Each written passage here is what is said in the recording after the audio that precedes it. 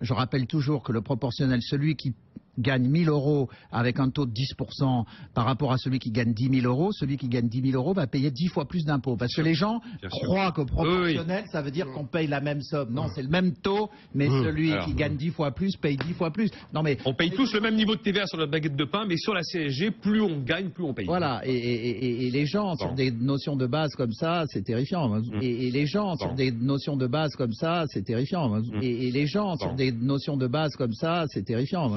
L'IRPP dans un impôt progressif. Oui, mais il voulait justement... Je sais. Il voulait rendre la CSG progressive. Lui, oui, donc, ben voilà. Justement, et ça c'est une erreur absolue. Flatiser l'impôt progressif. Voilà, mais malheureusement, il n'y a pas 3% de Français qui connaissent les tenants aboutissants du débat. Ils seraient prêts à voter pour flatiser la fiscalité.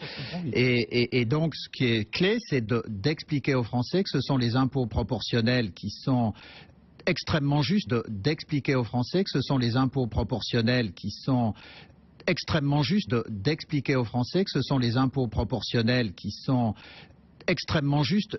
Par exemple, sur la CSG, j'ai déjà eu ce débat avec Piketty.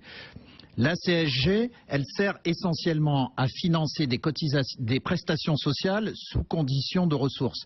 Quand vous avez un impôt proportionnel qui finance des prestations sociales sous condition de ressources, l'ensemble, on doit prendre l'ensemble pour apprécier la progressivité, c'est ultra progressif. Puisque vous avez du proportionnel. Je rappelle d'ailleurs que le proportionnel, après avoir fait beaucoup d'interventions, vous savez quand même, je le dis devant Jean-Pierre Petit, quand on pose la question, si je place 100 € à 2%, combien j'ai au bout d'un an, il y a 30% des Français, je crois, qui ne peuvent pas dire la somme qu'on a au bout d'un an. Une anecdote, je me suis retrouvé un jour devant des étudiants d'une très grande école, et justement, je fais un petit quiz à la fin. Connaissez-vous les différences entre un impôt progressif et un impôt proportionnel? Il y en avait 22, il y en a un qui a levé la main. Alors effectivement, avec des éléments d'explication véritablement scientifiques et mathématiques. Mais cette notion n'était pas claire pour tout le monde. Il y a beaucoup de notions. Faites l'expérience, la différence entre un système de retraite par capitalisation et par répartition. Je pense qu'il n'y a pas 20% de Français qui sont capables de faire...